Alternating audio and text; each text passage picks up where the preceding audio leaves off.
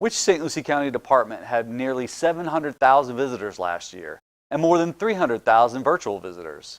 Find out next on Inside St. Lucie.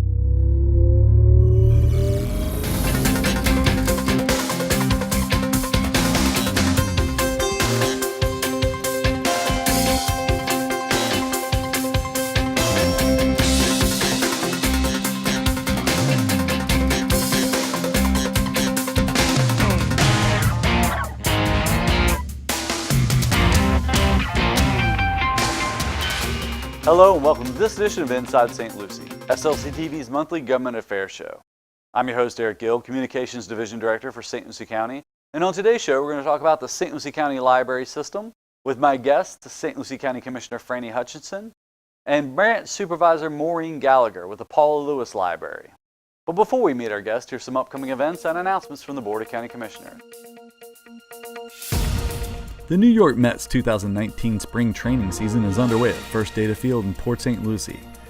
The last home game of the season is March 24th, so call now at 772-871-2115 or visit stluciemets.com for tickets.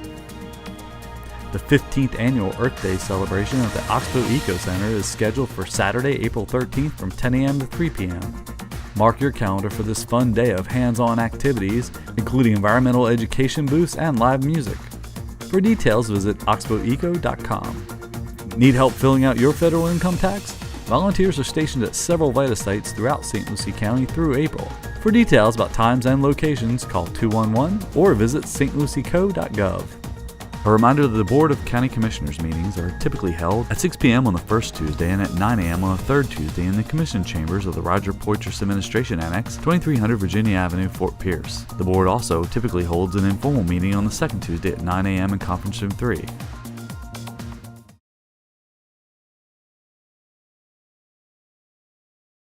Now for the latest updates about all St. Lucie County Commission meetings, workshops, and events, be sure to visit our website at stlucieco.gov and click on our comprehensive calendar located in the lower right-hand corner.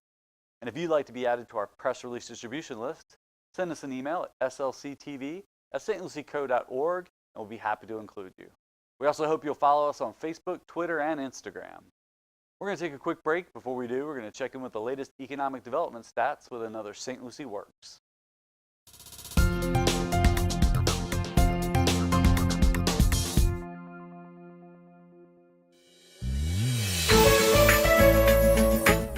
For the second consecutive month, the bed tax revenue in December experienced a slight decrease of 3.5% compared to last year. Overall building activity dropped by 12% in December compared to November, with 730 permits being submitted.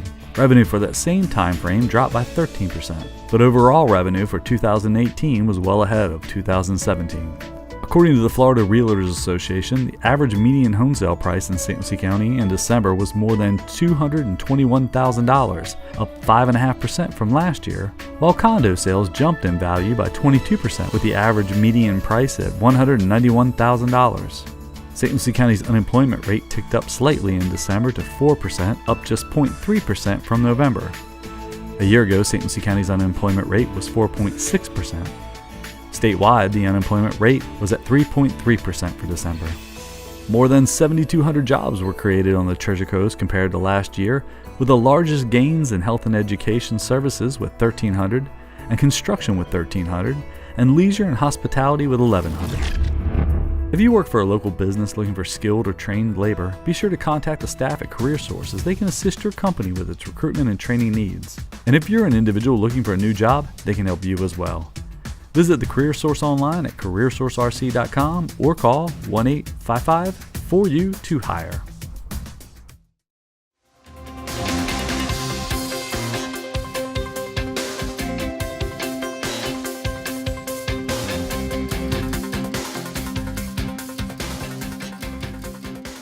Welcome back to Inside St. Lucie. I'm your host, Eric Gill, and I'm joined by St. Lucie County Commissioner Franny Hutchinson. Thank you so much, Commissioner. Thank you for being here. And Maureen Gallagher with the Lewis Branch Library our most recent branch library. Yes. And what lasted most recent? It's been open a year now. A little over a year, yes. Yeah.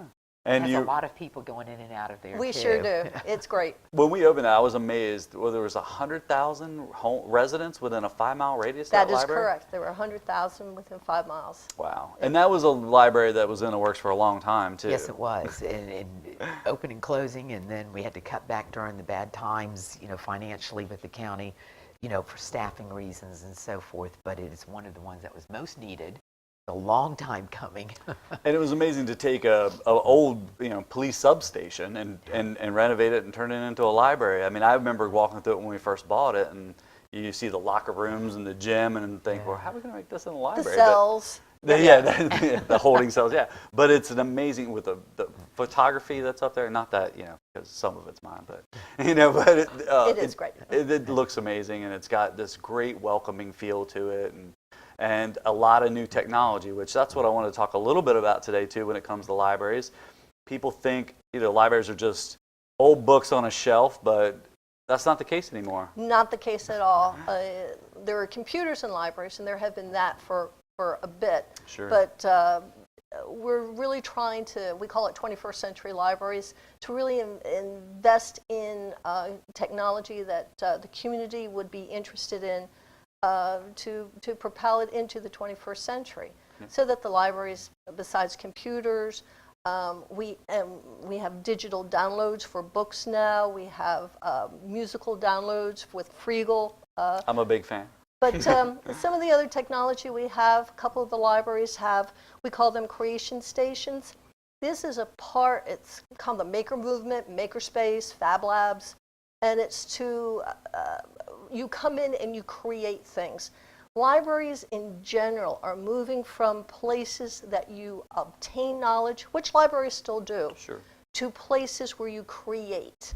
And a Maker Lab is that. And so a couple of the libraries have creation stations, and some of the software in it is Creative Cloud, where you can do digital, you can do podcasts. We have Mixmaster Pro, which you can record music, and you can actually record music, put it on YouTube, which we've had patrons do. And you've had programs with some of the kids come in and do stop animation films, and and I know Rick's worked with some of them to write the script, do the voiceover, they cut it there, they do the pictures, and exactly. And Lewis Library has a 3D printer where you can come in and print things in 3D. We've had the creativity that the patrons bring to this is just astounding. Yeah. Do you find that a lot of the patrons that are using this, are they of the younger ages? Because it almost looks like it's almost one of those we're following right along with that next generation that's learning all the STEM type of learning, so then that's how they do it. They do it in those little corners, if you will. It's really a variety. We had one girl come in for a science project, and she wanted to do like a 3-foot dinosaur with the 3D printer. We printed it in sections for her. We had an adult man who's really into Comic-Con, and he printed out the Black Panther mask to go to Comic-Con. We have people come in, cell phone holders, kitchen handles for their kitchen drawers. I mean, just the creativity is amazing for it. And even, I know they started some libraries, Ukulele Jam. I think that's Morningside does that. Yes. And then the age group there ranges from kids all the way up to adults that get together. Yeah. Exactly. So libraries aren't the place where you just get books anymore. There are lots of things to do, lots of variety. Yeah. And then for all ages, too. All ages. Yeah. Starting from infant all the way through. Exactly. Yeah, I know even probably about 2 years ago, they introduced toddler tablets that people could check out. I forget the name of, that's not the name of the brand. Playaways. Thank you. Yeah, but it's in a secure case, so you can check it out, and children can then learn how to do ebooks and games. And it's loaded really with literacy on it. Yeah. Instructional literacy, but literacy for kids. Yeah, it's not just watching YouTube cat videos. Not at all.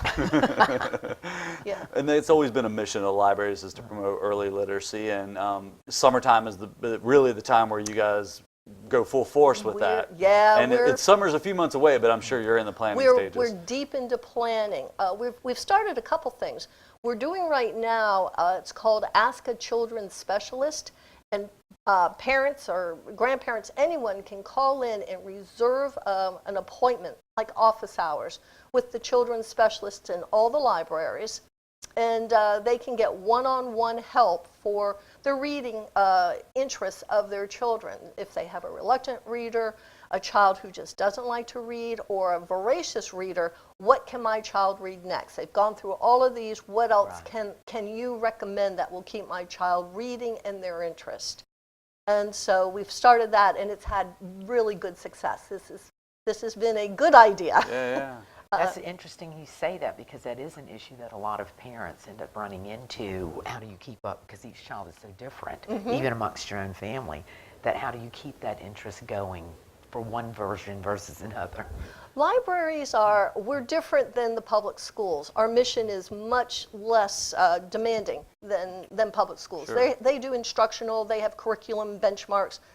We're very generalist. Our idea, our mission is to put the right book with the right kid, and you'll get a reader for life. Yeah. You know, that is so true. And because I know even when my children used to go to the library all the time, well, as you know, the school sends home the summer reading program that each child has to read, and there's the mandated books. And I had gone one time to one of the teachers and told him, I said, he doesn't like to read to begin with, giving him subjects that he doesn't even enjoy. Sure.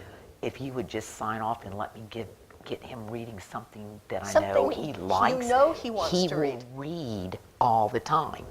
But to confine it to these books have to be read, it really throws a notch into that one that you almost have to beg Yes, you have to read. So I mean, our time was always, if it was nap time for the younger kids, you had to be reading. If you were old, you didn't have to take a nap, you had to read. You had to read. But that leads to the summer reading program, which the St. Lucie County Libraries have supported for quite a few years.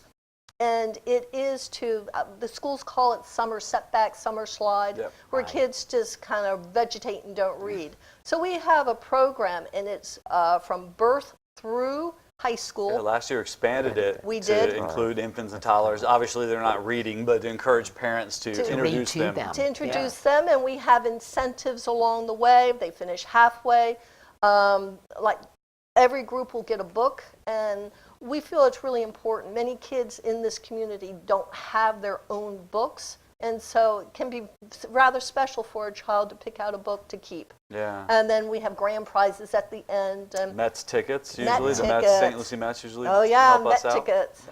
So we have incentives and encouragement all through the way to keep kids reading, and they can read anything they want. It's not demanded. It's not the list that you were talking about that the school they can provides. alternate through back and forth. Yes. So. And they still do the medals, the reading medals. Yes. I remember my kids when they were little, that was a big thing. I got the medal. Or I read this many books this summer. Yeah. And they get a medal, and every year the year is written on the medals, and so hopefully we get kids collect medals. Yeah. They'll have the various years of the medals. So we really are invested in keeping kids reading, having fun during reading. Many of the libraries are going to do hands-on science experiments during the summer reading. We have some performers coming through. Hope Those Sound are always the best. Yeah, Hope Sound Nature as one is coming through, and. But your focus is also on adult reading, for literacy amongst the adults that may need help with learning a new language or had never had the education in the past in regards to it. So I do know that the library system also has We do. Learn to Read comes in, and they have their clients and support literacy for that.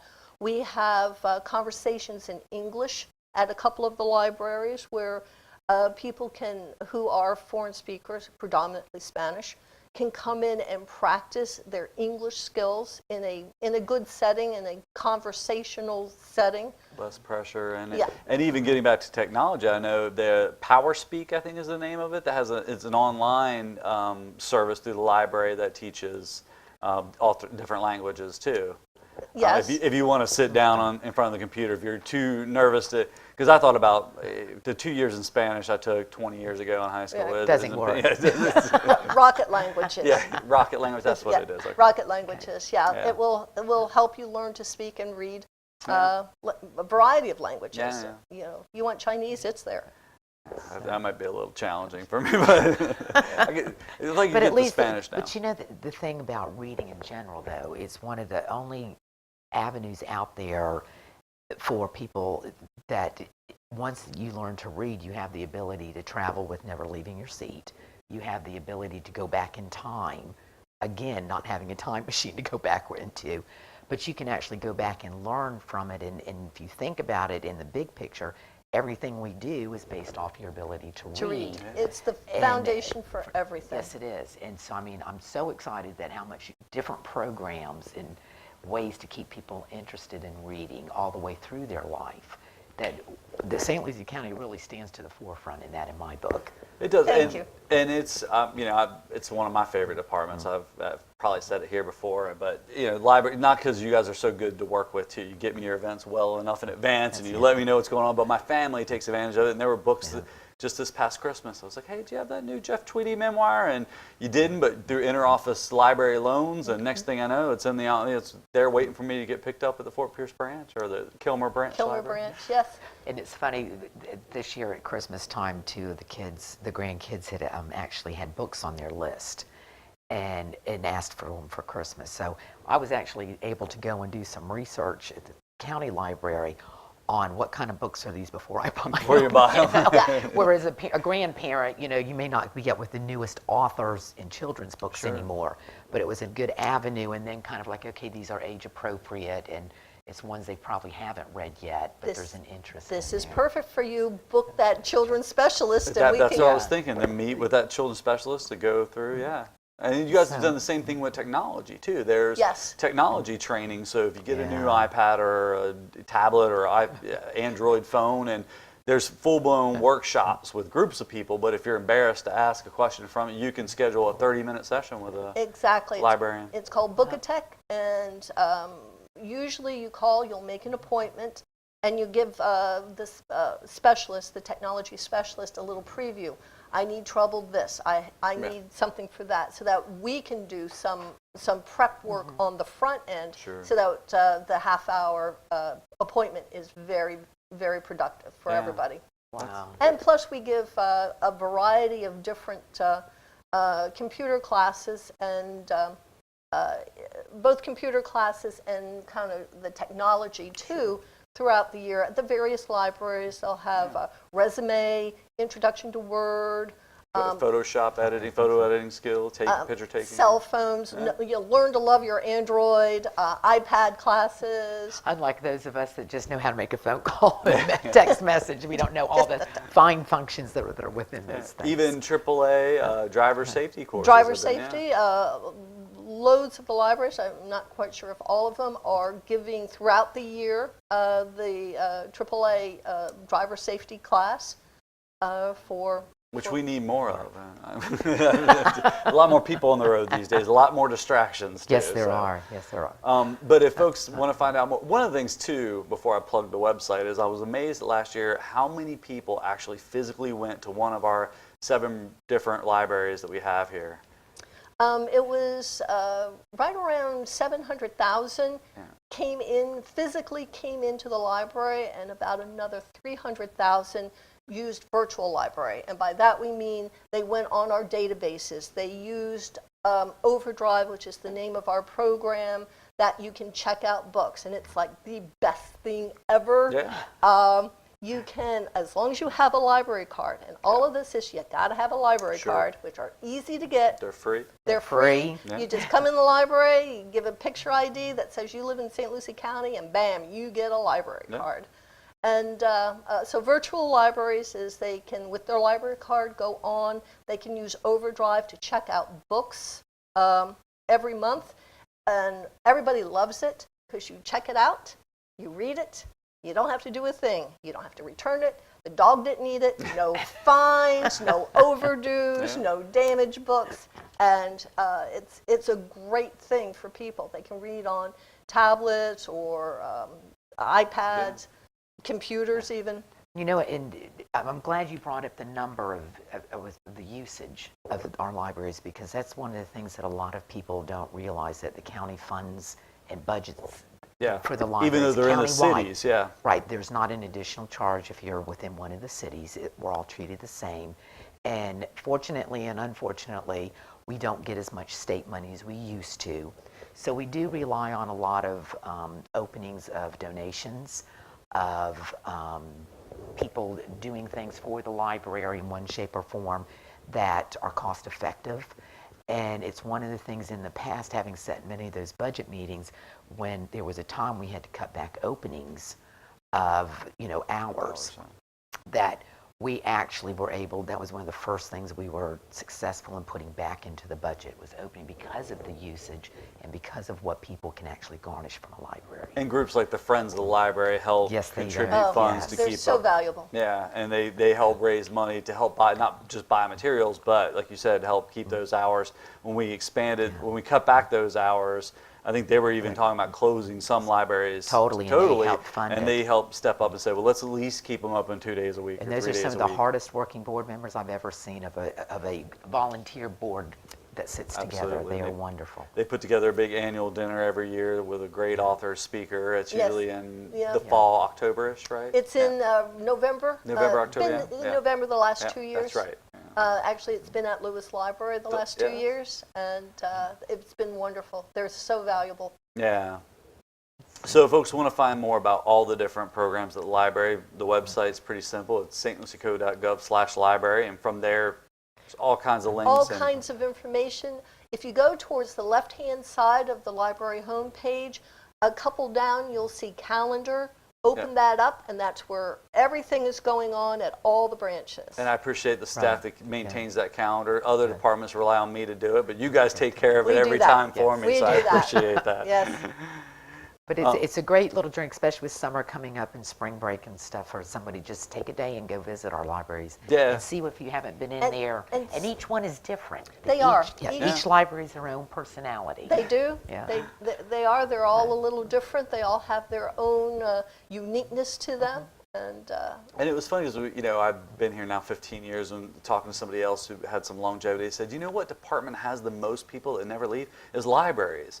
And and I said that's probably because Susan, the director, knows what she's doing and treats her staff really well. But Very true. You guys have a lot of longevity in the libraries, and even sometimes when people retire from They are come the back and longest volunteer. they come back and volunteer. and work for free. They do the Yeah. same job they did, but now they're doing it for No, free. what's wrong with us? I We know. love books and libraries. But I will also tell you, they are one of the most fun groups I've ever seen in my life. They know how to enjoy it. And they know Yeah. how to enjoy it, all of it. And then especially when they go out to some of the county community festivals, and Rick and some of the other groups, they bring some of those computer stuff out there, Some let of the our stuff. kids see the 3D printers. They'll issue library cards there on the spot. On the spot, we can do that. If I can go back just Yeah. to one subject, just really quick. I know we talked about the summer coming up and incentives that you use, and you had mentioned how every child you try to put a book in every child's hands so they've got that to go home with. What is the way that the community can help there? I know you all have ways set up for businesses and or people just in general who might want to help that program. Well, in general, if they want to donate books, we're having a library system-wide book sale April the 6th? Yeah. I think? Early April. Early Early April. Yeah. Let's go with early Yeah. April. I was going to say Take 5th, it but I back. think it's the first Saturday in April. It's the maybe? first Yeah. Saturday in April. And all the donations that come in, it's easy process. Just come into the library, drop off the books, and we'll do the rest. There you go. And we're going to have a countywide book sale, and all of those funds are going to support the Boys and Girls Club. For the chili cook-off, yeah, because they're in charge of the chili Yes. cook-off booth We're- this year. The library's in charge. It's a book It's a theme book this year, theme. so the libraries obviously were the smart choice of the department to be To- volunteered for that To booth. be spearheading this effort, yes. But But- all the proceeds will go to that. But even year-round outside of that chili cook-off, kickoff event, people could still donate to the library books and things, and then that's where the Friends will then hold a book sale usually, and then those funds will come back in to buy materials. And there are a couple libraries that have book sales going on all the time. The Susan Broome Kilmer Library is one, Morningside Library is one, the Hurston Branch is one. They have book sales all the time, and then they do have occasional big book sales. Yeah. And before we wrap up, there is another, speaking of books and sales, there is a big event this March. This is the 4th annual local author book fair. Our Authors Book Fair, it's a wonderful event. It's going to be held at the Susan Kilmer Library and at the Lewis Library this year. All of our local authors, and there's so much talent in this community, and it's 3 counties. It's Indian River, St. Lucie County, and Martin County. Can come together, and it's open, of course, to our patrons, and they just talk about their books. They do offer a book sale. But a lot of the authors there are signing books, signing just books, chit-chatting. and not only that, the authors also get a chance to talk to other authors, which is they find very valuable, since apparently it's a rather solitary pursuit. Sure. And they get to talk to other, and so it's just a great day for the libraries and for the authors to come together. Yeah, and it was expanded over the years. I think, when we first started that 4 years ago, there was probably 20-something, 30-something. Now it's 45 different authors, I think, between the 2 branches. Yeah, I probably are going to have at least 25 at my branch alone. And then I know there's always kind of a waiting list of authors trying to get in, and usually they miss the deadline's usually in December, and then it gives you guys time to review. To review the books and to get everything sorted out. Trying to give new people a chance. And we always get calls, I just got back to town. In July or January, Yeah, I just got back to town. Anyway, we can just squeeze in one more. So check the library website for those events. And Commissioner, do you have anything else to add before we wrap up the show? I just want to thank you for being here thank you for asking and me. having put that out there, because I do feel like that's one of the most overlooked but most used departments that the county has that we just don't talk enough about in everything that you give to the community. Thank you. Thank you so much. Thank you for asking me. No problem. Thanks. Stick around. Don't go anywhere. We're going to take a quick break, but before we do, we're going to check in with some work being done at St. Lucie County regarding the sales tax. Thanks to the outcome of the November 2018 election and the 56% of the voters that approved St. Lucie County's half-cent sales tax initiative, the county's Public Works Department now has roughly $10 million annually for better roads, more sidewalks, and cleaner rivers. Overall, the half-cent sales tax will bring in roughly $18.5 million annually over the next 10 years. Both the cities of Fort Pierce, Port St. Lucie, and St. Lucie Village will all share these revenues to focus on capital improvements and maintenance projects that have been deferred over the years due to stagnant gas tax revenues. County staff has presented a 3-year plan to the Board of County Commissioners and has already begun tackling projects on that list. The focus of the first 3 years is to complete projects where we've experienced critical maintenance failures, including repaving, culvert replacement, and bridge damage. Also, repaving projects are quick to get to as they don't require as much design, permitting, or right-of-way acquisition. In an effort to be transparent and accountable to the voters, St. Lucie County has created a 7-member sales tax advisory committee that will meet on a regular basis to review the projects, make sure they are being completed on time, and stay within the budget. If the county is successful in securing state or federal grants for projects, or projects come in under budget, then the advisory committee will make recommendations to the Board of County Commissioners for additional projects to be added to the list. Additionally, St. Lucie County and the other municipalities will be placing special signage on all sales tax projects and making special notations on meeting agendas to keep the public informed. Furthermore, county staff will be posting information about projects on the sales tax website and creating annual progress reports. Keep tuning in to Project Update as we document the progress and completion of these sales tax projects over the next 10 years.